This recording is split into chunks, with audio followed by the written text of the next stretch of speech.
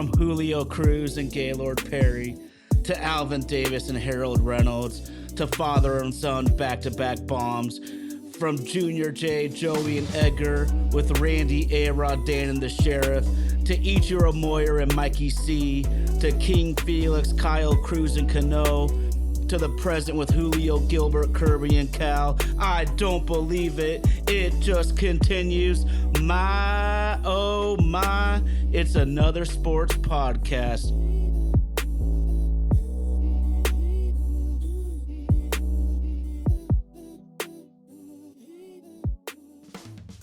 My, oh my, it's another sports podcast. And my, oh my, do y'all want to talk about an up and down week for our beloved Seattle Mariners? We'll get into that in a minute.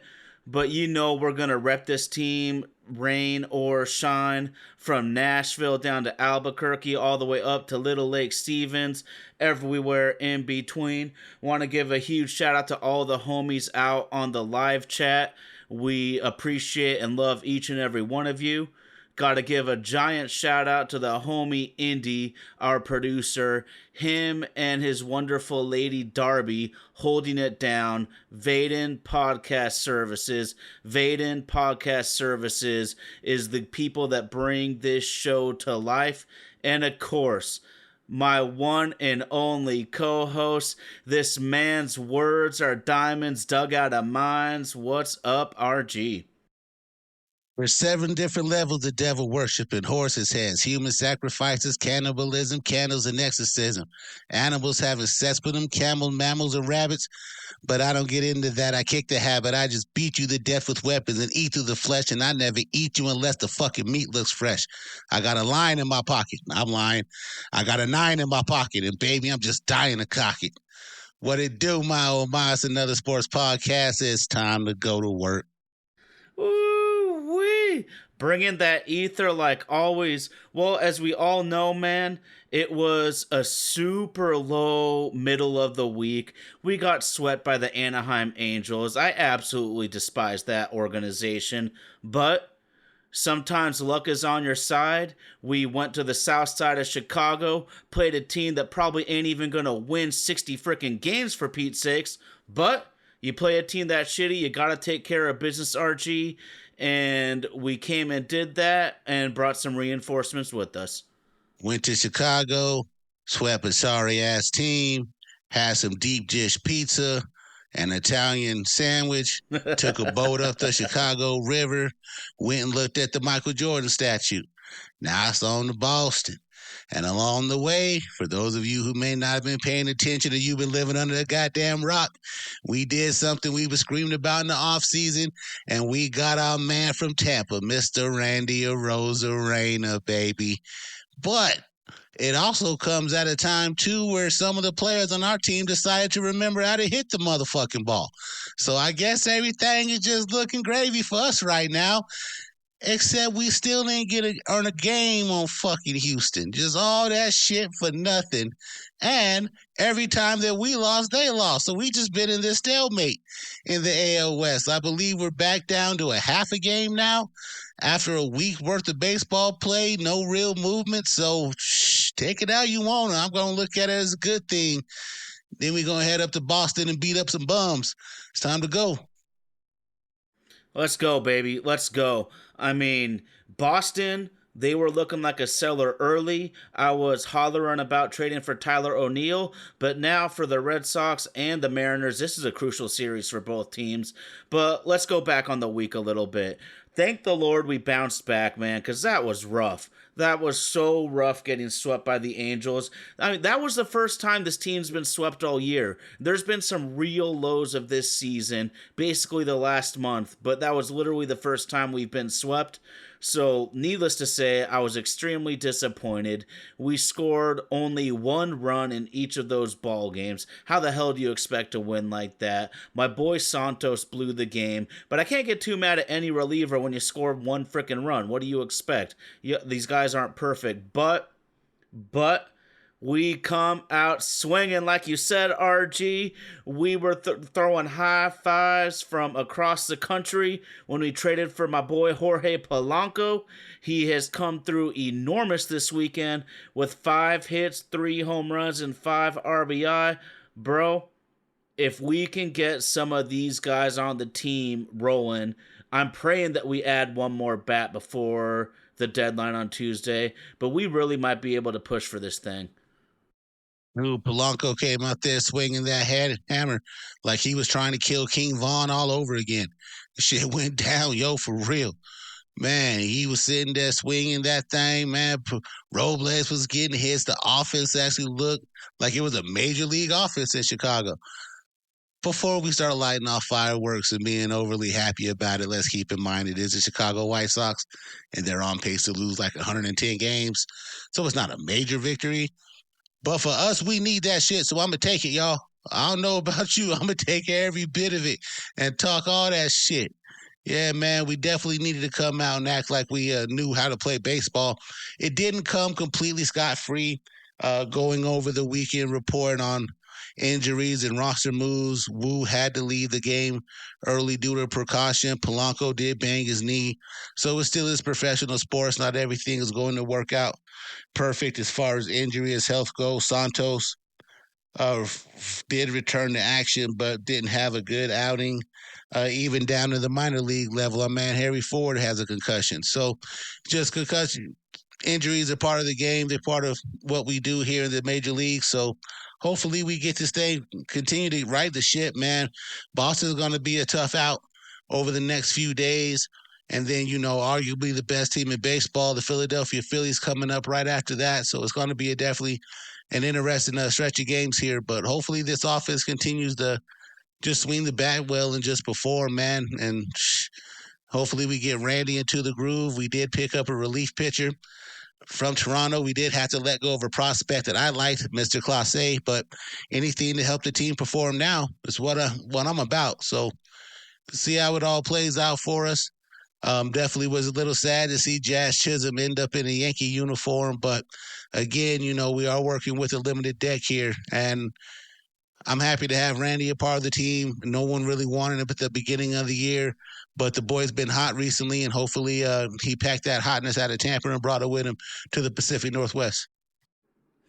Yeah, man, there's a lot to be excited about right now, but it's also, I would say, cautious optimism will be how I feel right now because it is the White Sox. They're maybe going to get to 60 wins. Probably not when I did the math, actually. But I'm just going to shout out all y'all. Ginger, Fit Dad, Mariners Lifer, Tommy, Sunday Evening Media, Texas Power Ranger. Our homies are in the house.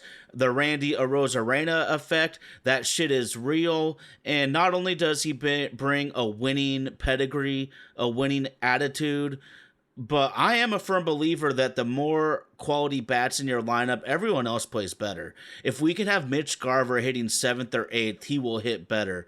If we can have a Haniger or Polanco, Rayleigh pushed down in the lineup, they're going to hit better.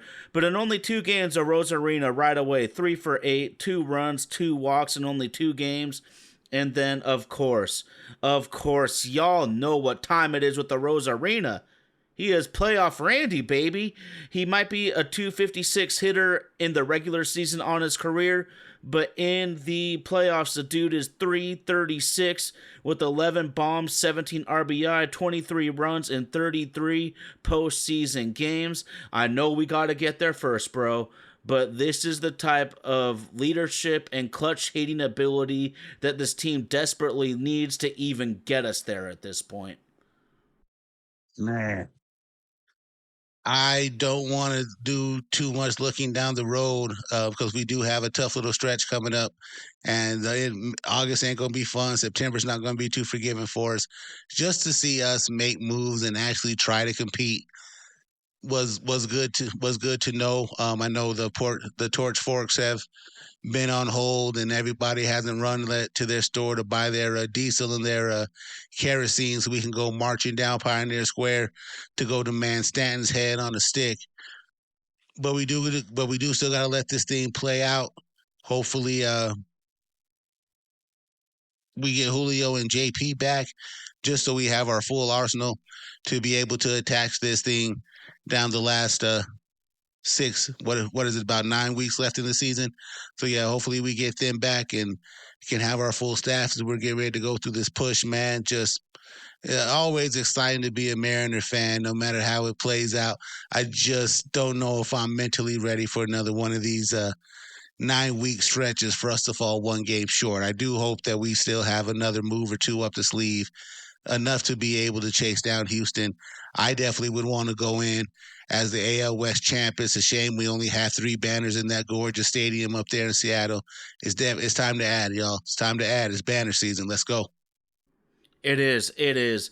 And we've been talking about this for a while, how deep of a farm system the Mariners have manifested in the last few years. And here's the truth, y'all. You don't get to throw a parade for being in the top 5 for prospect rankings. You don't get to put on a fat World Series ring because of prospect rankings. And I'm in for it. I'm in for it. But there's a couple of reasons. You gotta realize in pro sports, especially for the Seattle Mariners, can you find quality players at cheap prices? That's where a developmental system is crucial. And then also, of course, the trade block. And a lot of my friends, a lot of people at work are talking about RG that we're risking way too much. But I'm looking at who we traded. Aiden Smith, Brady Hopkins at best, 14th, 15th prospect. Both haven't even made it to Everett. They're both still in low A Modesto. They have galaxies to travel to make it to the major leagues if they ever do. And then, what is it? Yimi Garcia, man. I was hyped about this move, and it sucks because I think we all like Clase. Extreme speed creates havoc, but he's another guy who's at best our 12th ranked prospect. And frankly, you can find guys with speed if you look close enough. But Garcia, talk about immediate impact. He's already been in 2 games, 0 runs given up on those 2 games. He has 4 pitches he uses often, 2 on rare occasion. But we're talking like mid to high 90s four-seamer and sinker. He's in the mid 80s for his curve and sweeper. That's the sort of velocity difference that can make a dynamic reliever, bro. And of course, we shipped out Stanek. I'm going to be optimistic here, RG, because that's a $4 million player this year, and I'm hoping that they're just rearranging the deck chairs a little bit to bring in a high-powered bat. I'm seeing a lot of Yandy Diaz on here. I would love that shit. He's an on-base machine. I think we all would admit Vlad Jr. is the creme de la creme. If I'm Toronto, I wouldn't trade him for shit, though. Trading him is going to get you fired, so just what do you think about getting, and they're telling us it's Jimmy. Okay, I gotcha. But what do you just think about the new additions and how much more we need to go? And also just your take, RG, on what I feel is kind of minimal what we gave up in the prospect system to acquire these sort of players. I thought Jerry cooked this deal, man. I really did. I thought Jerry cooked this deal. For us to not have to go into the good China in our farm system to order to be able to make some moves. I would like to see if we do go after a player like Yandy, what do we end up doing with Locklear? If we're talking about developing and bringing guys up, I guess I have a hard time deciphering what the difference is between what Baltimore did and why that can't be mirrored. Because Baltimore brought all those young killers up, didn't have to give up nobody, and they've been on a hell of a run for the last 2 years. Would like to see us be able to get some production out of one to two of those guys, so that way we don't have to keep relying on the trade market. They're saying that Isaac Paredes was the best hitter available in this market right now before the trade deadline, and now he's a Cub. If we end up with Diaz, man, I'm not going to complain about it. But I would like to see us maybe give Locklear a chance. With that being said,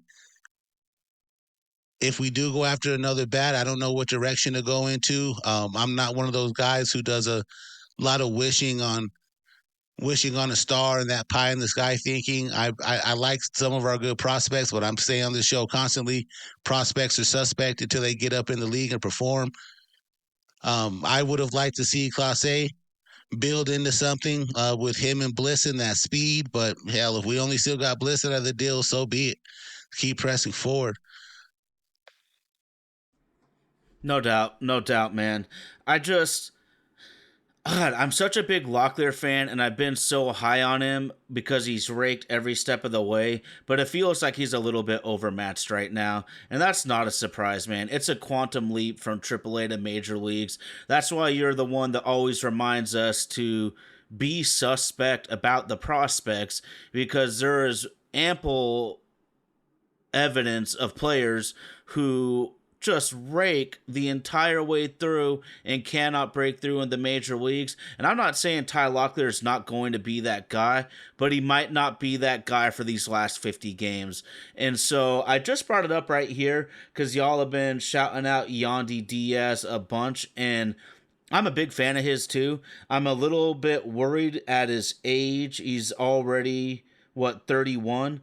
But this is a Mariners type of target because he would be under contract for 2025 and he would have a club option for 2026. And then I also looked at Arozarena. He won't be a free agent until 2027.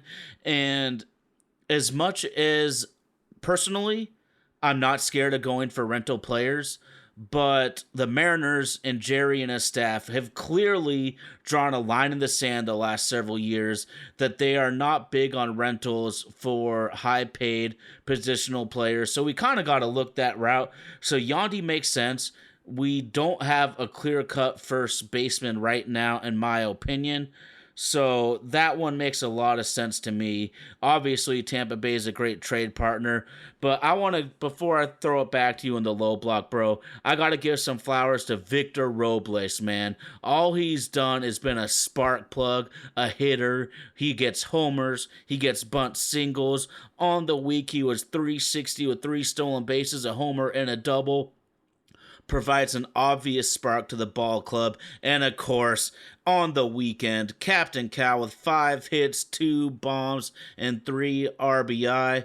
This guy, you can say whatever you want about his batting average. I don't give a shit. He is a clear-cut leader, a clear-cut difference maker, and you also can't quantify how important he is to the pitching staff of this ball club. RG, we have a few guys that are really stepping up big time. If we can get J-Rod back and get Randy Rowan, we might actually have a chance when a week ago I thought we might be in the shit. Yeah, absolutely, man. It looked really bad, especially once we got down to Anaheim and couldn't muster up 4 runs in the entire series. I remember I was on a late night shift this week and I saw the score flash, but I couldn't really look at my phone because I was kind of in a bad road area. So I hopped on the off mic chat and was like, "Is that? Am my eyes deceiving me? Are we really down 5-0 to these motherfuckers this early in the beginning of the game?" Just couldn't believe it. And then all of a sudden we got to Chicago, and I guess the South Side has a cure for what ails you, and just the offense got back up, and we got right back to rolling. And it also begged the question, and I'll ask the chat, what do you guys think as well too? With the way that the offense performed this weekend and us going out and getting Arozarena, do you think that they have another move left in them, or did they look at the performance from the team from this week, knowing we got Randy, and then going to say, we've done enough on our end, and now it's up to you guys to go out and perform? Chat, feel free to tell us what you think tonight. And as always, thanks for joining us on My Oh My, it's another sports podcast. Holla, man. I do not think they're done at all, but in our group text, I'm always going to say this. Trades are harder to make than we believe them to be. A huge part is because most of us play video games and fantasy football, and those trades are much easier to complete. We don't have owners that have certain agendas. Like, I don't think the owner of the Toronto Blue Jays necessarily wants to trade Vlad Jr., Bo Bichette, any of the other guys that brings him revenue to the ballpark. This is real factors that we need to consider. But that's why Tampa Bay is a great trade partner, because we might be lower middle class, but they're working out the hood down there. So it's really a great trade partner for us. Ginger Fit Dad, Robles is him. I am buying the hype. At 27 years old, he is. I looked at the birthdays. He is basically almost the exact same age as Marlowe and as Canzone. So he's not as old as we think he is. He just has a lot of major league service time because he broke through to the league so early, and he was once a top 5 MLB prospect. Everybody in baseball thought this guy was going to be a superstar. The Mariners and plenty of other ball clubs have seen guys with the weight of expectation not perform at the level that everyone had hoped for. They get a second or third opportunity somewhere else. And Seattle, talk about getting out of the limelight. Everyone on the East Coast is going to forget about you if you come on waiver claim to Seattle. Now, like RG referenced a couple of times, I'm echoing you. You can play free and easy. That's a completely different mindset. And Ginger Fit Dad, you put us on to him a while ago. Lamont Wade Jr. would be a fantastic fit for this ball club. I believe he bats second for San Francisco. I think on our ball club, I would put him at leadoff, but he's a table setter. And in an era where almost nobody has a good batting average, he's almost a 300 hitter. And RG, if we can just get a few more guys on base when some of these home runs happen, that could be the difference down the stretch. I love JP, but when he comes back, he's got to go to the end of the lineup because we can't have a leadoff hitter hitting 205, bro. Absolutely, absolutely. I was really impressed with his performance last season, but last season isn't this season, and yesterday's price isn't today's price. We definitely need production from there, so we gotta roll with the hot hands to keep him in the mix. I'm okay with him hitting ninth. If he gets hot from the ninth spot, you know how it is. That's like rolling the dice twice and hitting that 7-7, baby. So hopefully he can come back and begin to figure it out. I like JP. I'd like to see us keep him in the mix. It's going to be a sad day when fans start screaming for his head. I definitely don't want to see that, but you know how it is with us. We're only as faithful of what you did for us a week ago, and a week ago that guy sucked ass. So let's definitely get him back in the mix, get Julio back healthy, Cal continue to rake, Victor and Jorge continue to stay hot. And man, if Randy gets going, we might actually have a decent ball club if we continue to move forward. I'm always going to champion for Garver just because I need a homeboy from my home city on the Mariners. I think that's cool. I thought it was really cool to watch him and Bregman play against each other over last weekend. I called it the series of Albuquerque, even though Bregman got the best of it. Just keep rolling. We're so close. We're so close. We're so close. We got someone in the chat who says they think that we'll make a trade before we play game 1 against Boston. I really hope that that's the case. Wondering who it is that they're looking at or when they're going to come out and admit that, hey, man, this is what we got. If this is what we got and these guys are hitting, I'm okay with it because we made a move to try to get some strength back in the bullpen. Santos is going to get right. I got faith in it. Sanik was almost like bombing. That experience. Just watching him out there some days just wasn't worth it. But I definitely think that we are in a very, very good position. We're just going to have to win some games that we're not supposed to win in order to keep this thing close. Someone also in the chat shouted out that Boston's been giving up a lot of runs recently, and I know in this 3-game stretch that they've had against the Yankees, they're sitting here in the top of the 7th right now, and they've given up a total of 23 runs to the Bronx Bombers. So hopefully we can get up there and happen to perform too.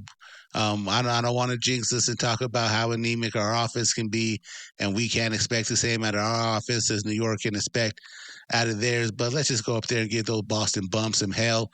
And Houston, for their troubles, they got to face what's that boy out in Pittsburgh? Skeens tomorrow.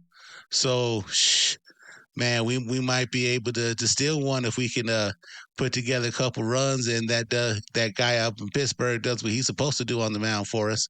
Help us out a little bit. Help us out. I hear that, man. Texas Power Ranger doesn't expect us to understand the feeling of a World Series. Well, Mister, I believe you were the one that was a Houston Texas fans. We know a little something about a Super Bowl at least. Uh, Anyways, we don't need to get too far into football because I don't want to talk shit about the Texans right now, or I'm gonna be losing money and eating crow. So we're gonna slide that one under the table really quickly. But it's just a really fun time of year to be a baseball fan because if your team is remotely in it, you're making moves. Ryan Stenek, my boy, I was completely wrong on what he could be for this team this year. That happens. I'm not afraid to admit I'm wrong. I'm going to give my opinions. I'm going to say what I think. And sometimes you're right, sometimes you're wrong. But RG, the dude gave up 2 home runs in his first appearance for the Queens Mets already. So it doesn't look like he is turning it around very quickly. But speaking of pitching, man, our guys are just dogs. It's an absolute shame that we got swept by the Angels because the pitching staff, big surprise, phenomenal. On the week, bro, they only gave up 2.7 runs per game. The entire pitching staff, 2.7 runs per game. We went 3-3. You should probably go 6-0 or 5-1 if you're pitching like that. Bryce Miller, kind of the forgotten stud. He gave up only 3 earned runs in 2 starts, 13 and a third innings.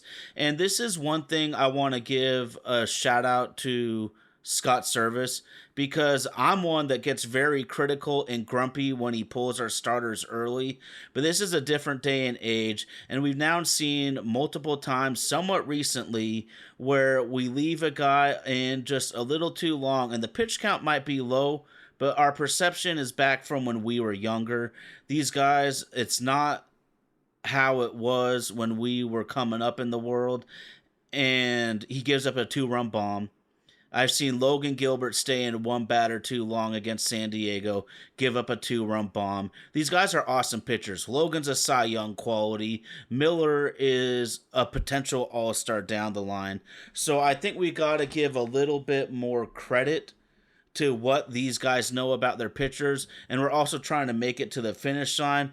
But damn, man, your boy LG the OG, how the hell does he get a loss? He got credited with the loss for 1 earned run in 8 Ks in his start on the week. This is why I don't even look at win-loss record. I look at how are you pitching, because for a guy like Logan to go 6 2/3 and 1 earned run, get the loss, that's some bullshit of a stat to me.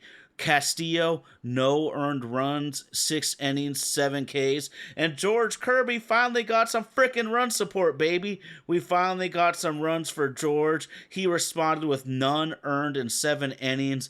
Damn it, man. This is why guys like Jim Bowden on MLB Network, former GM, has been pounding the table in interviews and on MLB Network recently, and we all know it. We can't waste his pitching. If we go down swinging, fine. If we get our asses knocked out in the fight, fine. But we gotta at least try, bro. This pitching's too good to just let these guys walk, get hurt, anything of that nature, man. So, RG, I just wanted to give those dudes some flowers.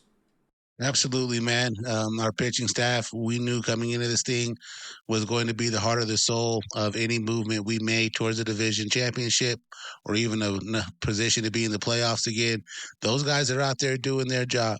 It gets frustrating when we begin to kind of turn on them a little bit because honestly, they're the most consistent part of our team that we have.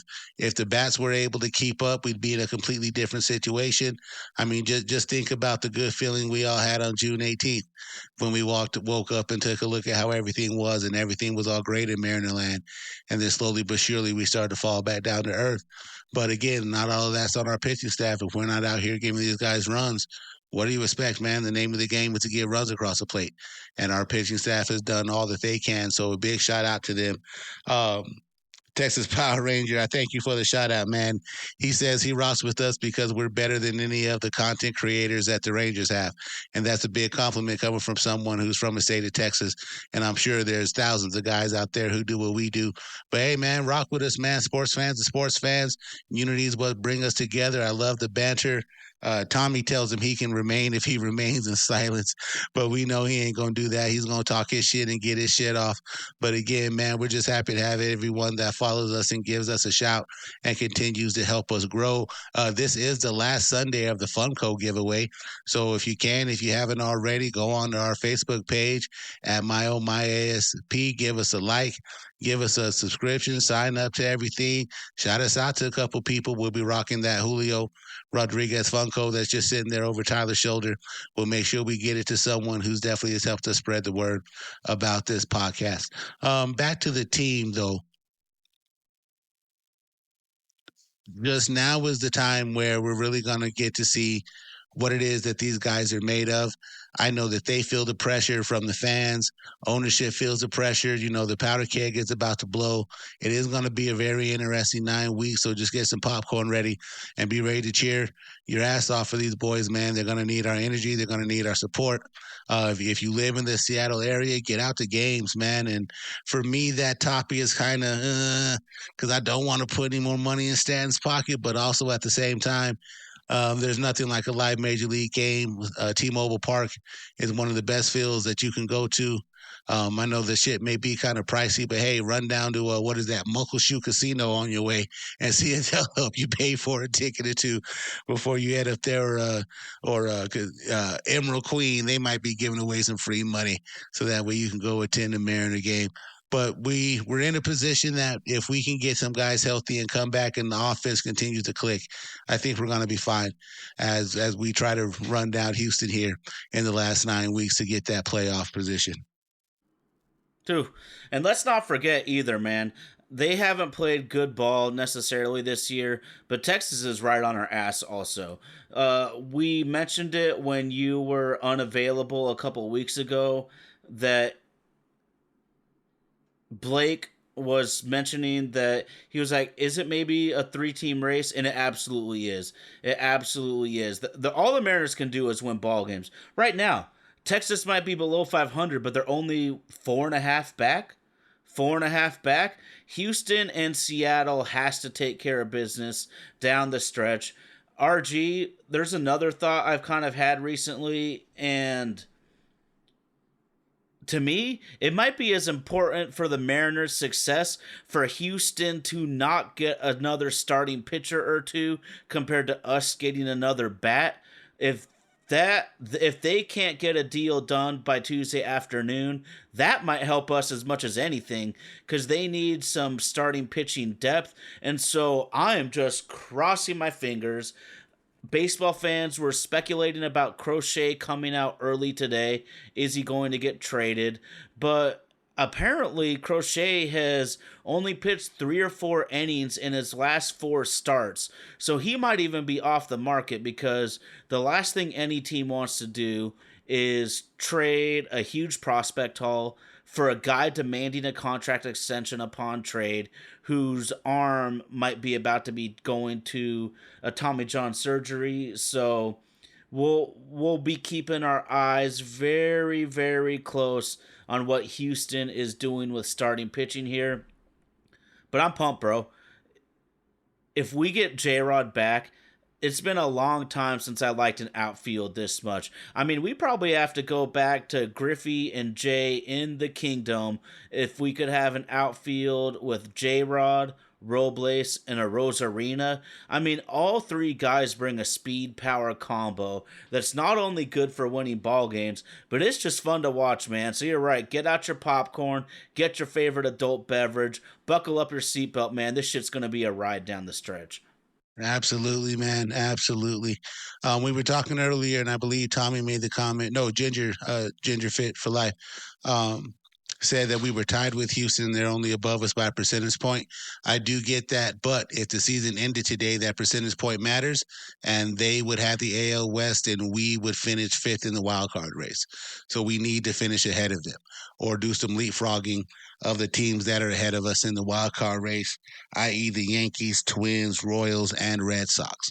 So this week's coming up series with Boston does have more implications than we think that it is because we can gain ground on the teams that are ahead of us in that wild card race, as well as if we keep sharing wins and losses on the same day as Houston. This could definitely help keep us in the mix. What we can't have right now is that if any of these next two series to get up somewhere and not be able to come out with some splits. It's split or bust. It's split or bust for us right now. Wins are important. We need every bit that we can in order to be able to keep us in the mix. Other teams are still going to try to make some moves. Hopefully, we have that magical combination where we could begin to really do some damage here down the stretch over the last 9 weeks. Whew. Man, we're going into Boston. All of the y'all on the live chat are telling us Boston's pitching staff's kind of weak, but I've seen weak pitching staffs mess our worlds up so far this year, so we're going to have to see what happens there.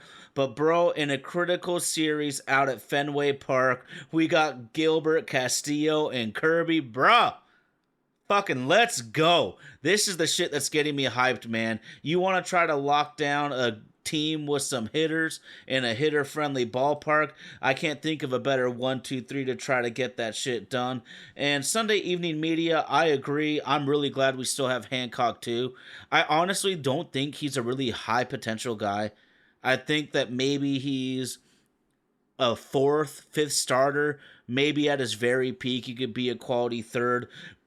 But that's the key, though. We saw Dallas Keuchel. We traded him for $1. Thought it was ridiculous. 5 starts later with Milwaukee, he's DFA'd already. So there's a reason that some of these veterans are still in AAA. Was it Jonathan Diaz? He had some yeoman's work.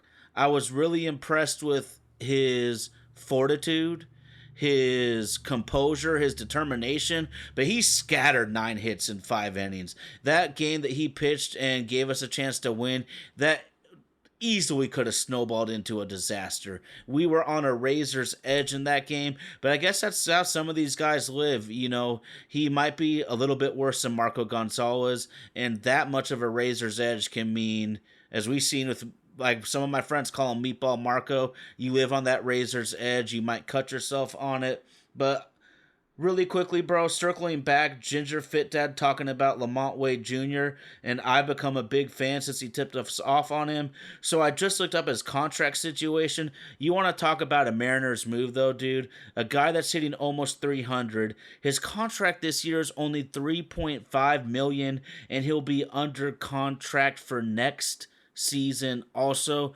definitely screams a Mariners type of target there. Sure does. Sure does. If his batting average was 100 points lower, that absolutely would be a Mariner type of contract right there. But again, we're not going to bash on the guys. We need all the goodwill and energy that we can, and hopefully that the front office sees some value in him and can be able to get something done. And looking at our splits here as well, too, we're 31 and 23 at home, 25 and 28 on the road, but against sub 500 teams, we're 27 to 30. So we're definitely going to need to start beating up on some weak teams along the way, and we got to get that road win record better. That might be the thing that helps push us over the hump if we can go on the road and steal a couple series that we're not supposed to win. And I think that we could absolutely get that started tomorrow in Fenway Park. We got the 3 dogs taking the mound, so let's give them hell, boys, for sure. Absolutely. It's kind of crazy, man. It's crazy to me how you can make 2 trades and everything seems much more optimistic. Now, the bottom line is, if we lost the series at Chicago, we'd be singing a different tune. But y'all were saying it right away when the show started. The Randy Arozarena effect. Let's get J-Rod back. But, I mean, this guy's real. I know his stats on the season are going to suck. Sometimes you start so poorly that no matter how well you play down the stretch, it's just going to be looking like a shitty season. We have several players like that right now. Polanco, both Mitches, J.P. Crawford. Those guys are going to have shitty statistics for this year. But the bottom line is, if they can turn it around, help us make the playoffs and make a run, none of that's going to matter in the end, except maybe their contracts. But, I mean, Arozarena Career 786 OPS. Career? That's really damn impressive in today's era. 256 with 86 bombs, and we know what this guy does in the spotlight. Whether it's the playoffs, the ALCS, the World Baseball Classic, this dude shows up in big moments, and we really need a player like that because I don't really know what to expect about a lot of our dudes when the lights are shining super bright. My old baseball coach used to call them 5 o'clock hitters. That 5 o'clock when the batting cage is up, they could rip and rope the shit out of the ball. As soon as you take the batting cage from around home plate and they turn on the rest of the lights in the stadium, when the lights are bright, they can't seem to perform, and we definitely need to be on our aim game. Over the next 3 weeks, we have 6 games against the Detroit Tigers. Those games need to be 6-0 sweeps, dog. There is some meat coming up for us in the way that our schedule plays out. We definitely got to eat some of these teams that are going to come in front of us. The Mets are going to be competing for a wild card spot since the Braves have began to shit the bed. So that series is going to be competitive. And just like last year when we played the Mets, we can't afford to go up to New York and take an L, even though they're coming to Seattle. We got to whip them boys and send them back to Queens, looking for a meal at McDowell's, hoping that Eddie Murphy and Arsenio Hall are somewhere around. Uh, we got the Mets, we got the Phillies, we got a trip to Pittsburgh coming up. We're going to have to go down to L.A. and contend with them Dodgers for a couple days. Then we got San Francisco, Tampa, and the Angels to round out August. So there's definitely some meat on the bone for us to be had. We just got to go out and eat. We'd love for us to be in a position where we get to the end of August, we're actually 2 to 3 games up on Houston with a chance to put our foot on their throat because we do play them in the middle of the last week of the season in a series. I believe it's in Seattle as well too, and no, it's in Houston, and have a chance to bury them. It's going to be exciting. It's going to be a fun time. It's shaping up to be a good ride. But again, we do need some health back. We do need some help. One of the other things that I was harping on at the beginning of the season wasn't always just about how good our pitching staff was. Is that we're definitely going to need help. Health. We need Julio back. He began to turn his season around and was setting the earth on fire before he tried to do his best Griffey impersonation and hurt his leg out there in center field. And I'm just joking. I'm not saying that to make light of the situation. I appreciate the way that he has still been giving all that he can, even in the midst of his half a season slump, we can call it. But yeah, man, we definitely need him back. We'd love to see if JP can do some production out of that 9-hole. The guys who we did pick up this year, if they can get hot, man, you might want to watch out for the 2024 Mariners. If we can figure this out at the right time, who's to say that we can't be the Texas Rangers of this season? Oh, absolutely. Texas Power Ranger, it looks like your team just made a trade to get Tigers catcher Carson Kelly. So here's the thing about Major League Baseball as a whole. The commissioner's office must be thrilled because there's so many teams buying right now. And the whole reason to expand the playoffs was to keep more teams in the race longer, which means much more revenue for all of the different ball clubs that are in it. So Major League Baseball must be thrilled with what's going on right now. We know what Seattle does, and you're right, RG. Whether they should or shouldn't, they're going to show up in the summer. Now, when the school year is going on, it's a different story. And this is why ownership desperately wants to I hate to say it, but have that 54%er, man.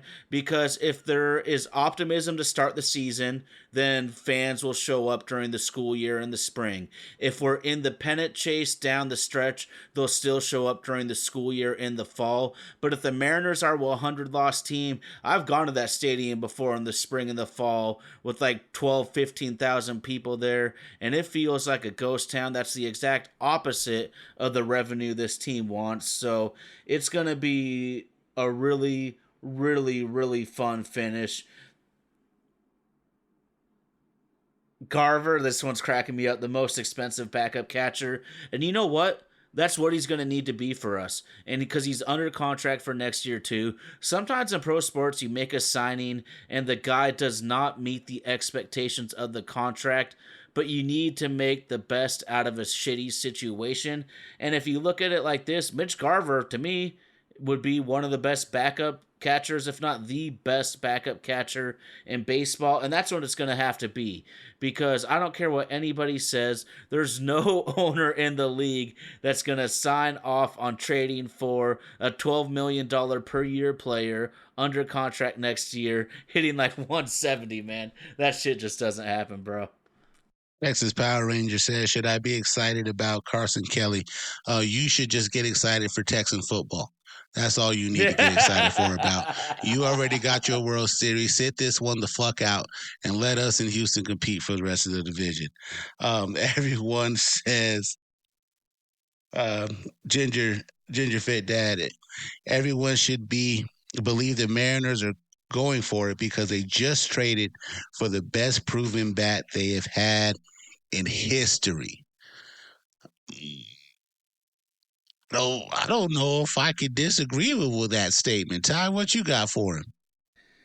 Trade deadline, possibly the biggest trade to me they ever made, and it completely backfired. It was a complete bust. But y'all remember Boogie Bear is everywhere? Kevin Mitchell. He was an MVP candidate. I see RG laughing. Dude's got the gold fronts and everywhere, man. Boogie Bear is everywhere, in your hood, in the suburbs, you know where. But that guy was an outstanding baseball player in the National League. He was hitting like 40 home runs, high average. Everyone remembers he made the barehanded catch down the left field line. And one of the greatest highlights in baseball history. Shoot, dude, I was a kid. I was so excited, bro, because we had Boogie Bear, Griffey Jr., and The Bone as an outfield. I thought we were going to have the greatest outfield ever, and he was injury prone, played like a year or two for us. But in terms of trade deadline, that's got to be it. I'm going to wrap my brain for a minute, but that's probably going to be up there, unless you want to take the two worst, not worst, no, but two of the top 10 worst trades ever. Bill Bavasi, I believe it was.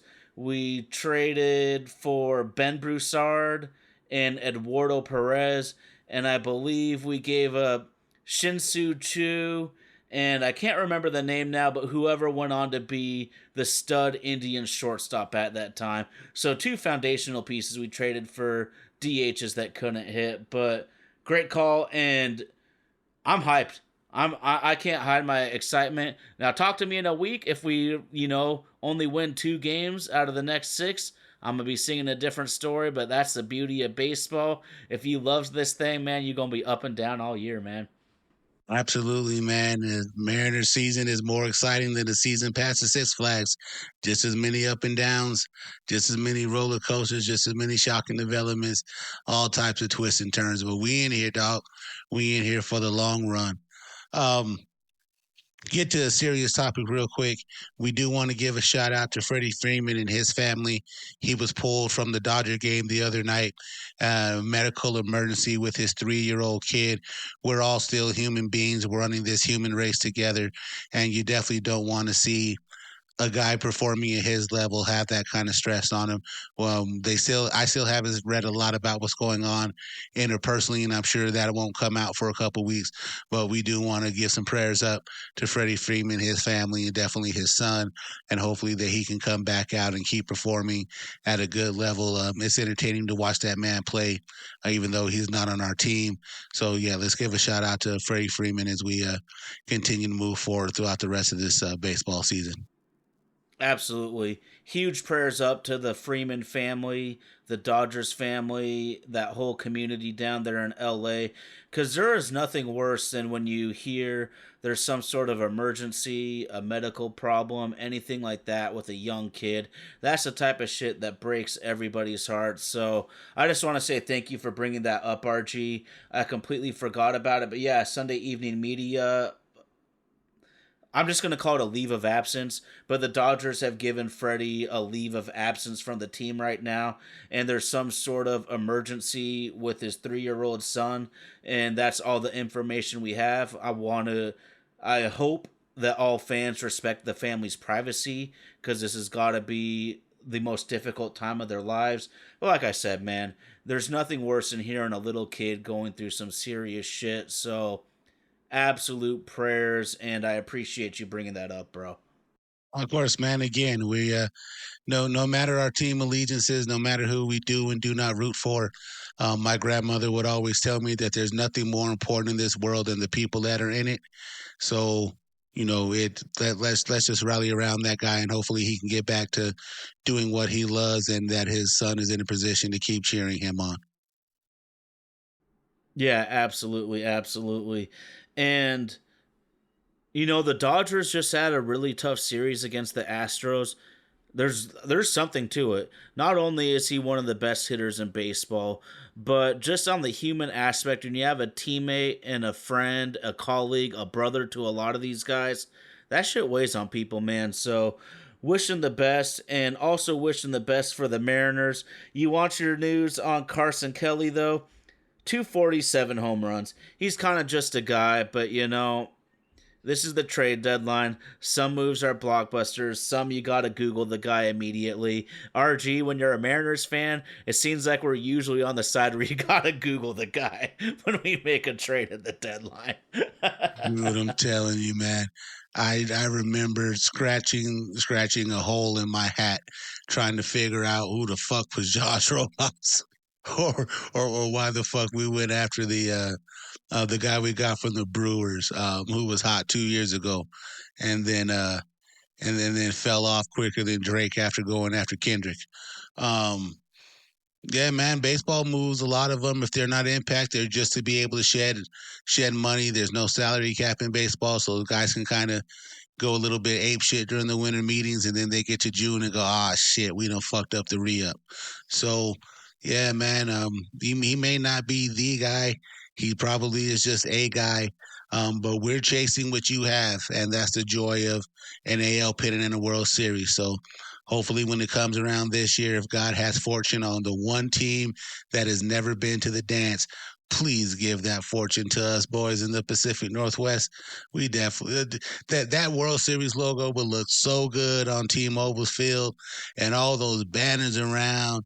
Man, we shoot throwing fish at pikes at a public market before a World Series game. That has to be on somebody's bucket list. Oh, hell yeah. Oh! Man, Frank Thomas and A-Rod can eat shit. I want to see you up in there, RG, for real, bro.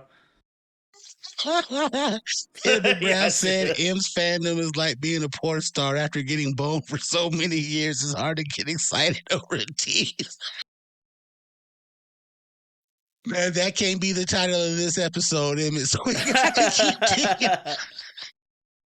Emmett, here's the thing, though. At least a porn star gets laid. Being a Mariners fan is more like being the 40-year-old virgin to me. That's just my thing. Shit, being a Mariners fan is like getting the pretty girl in high school to go to prom with you, and as soon as you pull up to her house to drop her off, she's out of that car and at the door that fast. And then you got to go home and tell your homeboys, be like, "I'm macked the shit out that bitch." Just hope you don't see her at school the next day, because she might slap the shit out of you for lying about it. Yeah, man. What's the boy's name for American Pie? It's like Jim's love life before he met Michelle. We'll tell your mother we ate the pie. Got to touch Nadia once. And, oh. Oh man, this is the fun part about having the live chat, is we will dig into it deep, but we're also not afraid to go off the rails with this thing. Sports are supposed to be fun. They're supposed to be an escape from a lot of craziness going on around this world right now. So it's good to have this. It's good to jump in, dive deep with our favorite team, but also have these laughs, man. RG, I haven't even looked it up. Do you have any idea when Julio is supposed to be back at all?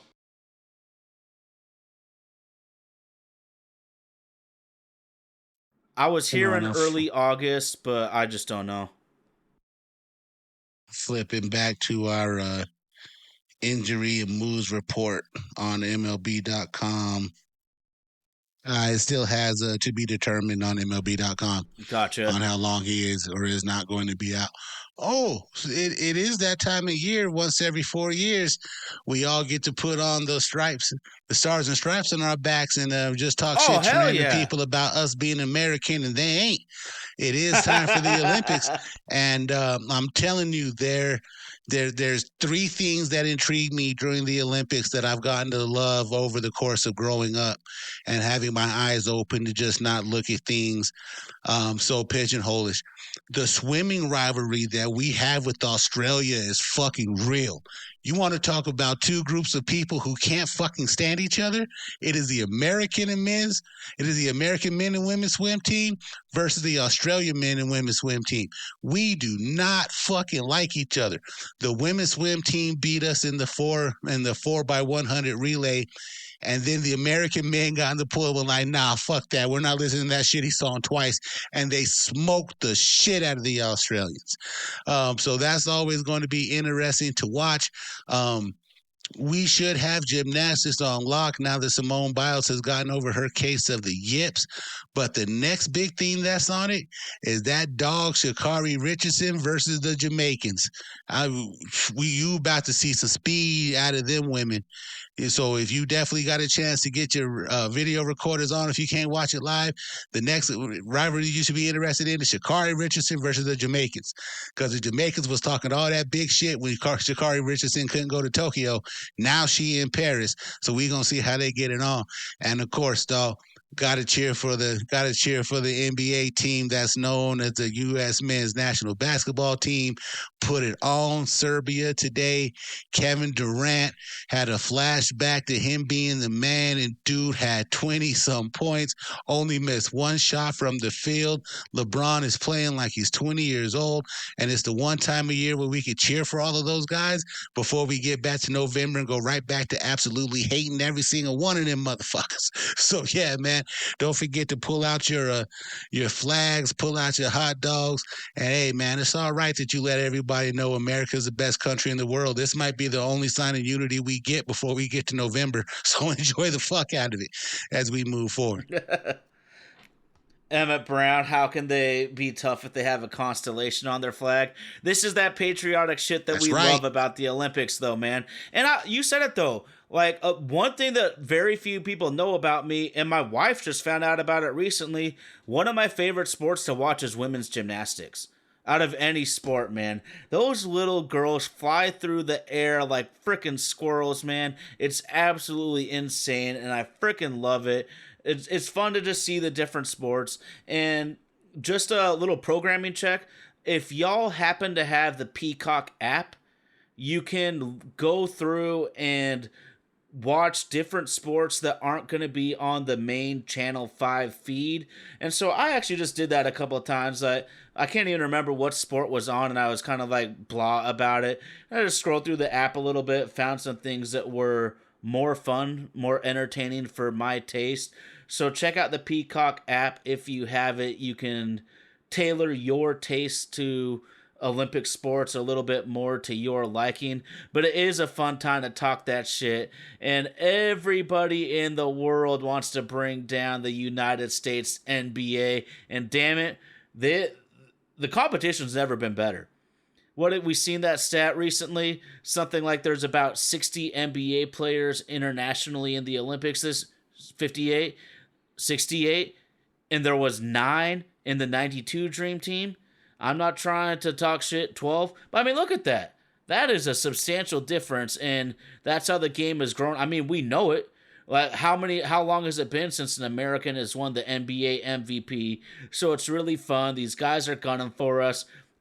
A Sonics fan like me still loves the hell out of Kevin Durant. I know he only plays half a season now. Oh, RG's always going to be giving me shit. If y'all don't know, this guy tries to get under my skin so bad. This dude's always getting under my skin. It's a damn Seattle Supersonics.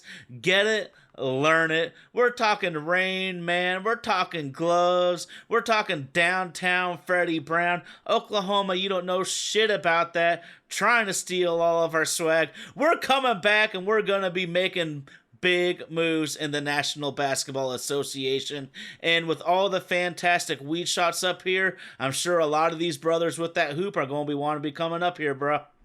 So is it safe to say that Oklahoma City stole your thunder? The Seattle Man. Supersonics. You know what the Seattle Supersonics remind me of? Blockbuster Video. Oh, Oh, man. Hey, at least we were fire at one point. yeah, Timeline's about right, yeah, peaking in the yeah. 90s. It's all right, man. It's all right. Kind of reminds me of high school. Peaked in the 90s. Life's a bitch. Hey, yo, Emmett Brown Kemp was one of your childhood heroes. I don't know if we should be plugging other shows or whatever, but here's the thing. There is an unbelievable interview with the Rain Man on the All the Smoke. They do some of the best. I think they're the best interviews in the entire game. They really get so much out of the people that they have on.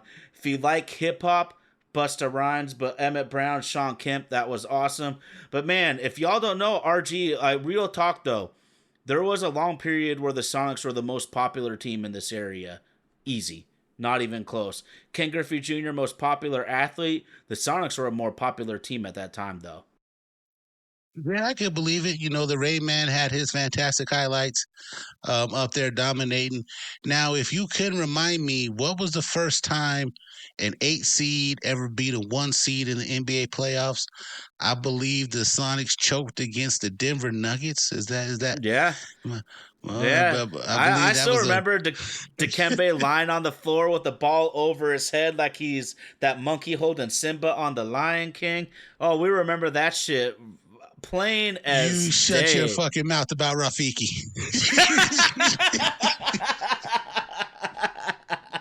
If there's one thing we're not going to do on this show, we're not going to bash Rafiki. Everybody else can get it, but we're not going to bash Rafiki.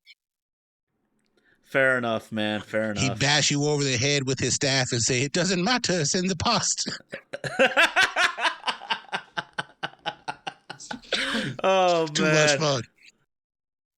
Too much fun. Too much fun. Well, Mariners, you will know what time it is. It's time to get to work, y'all. With 9 weeks left in the season. Interesting series coming up against Boston. See if you could put some runs up on that pitching staff. Man, then you got to go tangle with them Phillies. Let's see if we can keep Kyle Schwarber's bat in the yard and keep them help them fall back down to earth a little bit in that race, so the Cleveland Indians can end up with the best record in baseball. Yes, I call them the Indians. I will never call them the Guardians. Yeah, man, it's going to get real interesting as we continue to move forward. But as always, as fans, ain't nothing we could do but cheer on our team, and hopefully, let's see if we can get another player in before the deadline runs out. I believe it's 6 p.m. on Wednesday is the end of the deadline, but that'll also be when we close out the giveaway, and we'll be hitting one of you users on our Facebook page up, getting your information from you and sending you that Julio Rodriguez fun code that's just right there over Tyler's shoulder, man. Again, happy to have everybody with us for another episode of My Oh My. It's another sports podcast. Got to pay the bills before we dip out real quick, so always a big shout out to Vaden Podcast Services, our man Indy in Nashville holding it down on the ones and twos, making us look like superstars. Big shout out to our social media director, Casey Matsumoto, doing her thing to keep us involved and giving us a presence online for you guys to be able to follow our content. For more content, to see more of me and Tyler talking that shit, interacting with you guys, at My Oh My ASP is our handle. You can find us on Facebook. You can find us on X. You can find us on TikTok. No Emmett Brown, you can't find us on OnlyFans because no one wants to see me with my shirt off. But for the right amount of money, shit, I get instead of RG, you can call me Sexual Chocolate, baby. For those of you who may not follow the socials but still want to catch us and ride with us throughout the course of the week, this podcast is available for download each and every Tuesday wherever you find your favorite podcast from. I like to listen to it on Apple. The way Indy makes that artwork click, baby, it's just something special to behold. Throw it back to my man Ty one last time, man. What you got for the people? Yo, looks like we got James Paxton on Tuesday evening. James Paxton, let's give it back to him. The big maple. The dude's so confident, a freaking bald eagle lands on his shoulder and he doesn't even shrug. But hey, I don't give a shit about that sort of confidence. We got to give it to him. We got to give it to him. It's always kind of fun, though, to see a guy you used to cheer for come back in the fold. But it is time. Luis Castillo, you are 20 times the pitcher James Paxton is right now. I do not like Boston fans either. I do not like Boston fans at all. Let's frickin' give it to them, baby. It's going to be a fantastic 50-plus games coming down the stretch. Absolutely, man. Let's go up and turn the Big Maple into the Big Maple, bitch. Just let's give it to him. Let's give it to him. Give it to him. As always, we're always so grateful that you take the time out to join us live in the chat. For those of you that take the time to download the show and listen to it while you're on the road, we do this for you. We are one of the most interactive podcasts that are up. We're not like Salt and Brock where we get a check to give a damn about the Mariners. We give a damn about the Mariners. We give a damn about fans, man. Happy to be here. Happy to be a part of it, man. Anything else you got one last time, Ty? Hey, all the live chat homies, shout out to all of y'all. Thanks for bringing the knowledge. Thanks for bringing the enthusiasm. Like RG said, you are a huge part of this. Sign up in those DMs if you want to be in the chair with us. You've seen our friends up on here as well. You could easily be one of them. Just let us know. Yeah, hop on the show with us. Hop on the show. It's only going to get better. Think about it here in a couple of weeks. We're going to have a baseball segment, and we can then begin to butt heads over football. And ain't nothing more unifying than each other's hate that we have of the other football teams. I can't stand the Seahawks, and I can't wait to get that smoke to Tyler and Indy while they finish fourth in the NFC West because they ain't doing shit this year. I'm going to just let us shock the world. I ain't even tripping. No one thinks you're going to be anything. We're going to shock the world, though. With a wild card appearance. Uh-huh. Shit. Maybe this coach will hand the ball off to Marshawn Lynch on the 2. Damn, man. Well, you just got to go. You digging deep, man. You're digging deep, man. 1 yard line interceptions, Sonic's moving, man. You're just cutting deep today, bro. I'm out. Is your favorite song by Garth Brooks Thunder Rolls?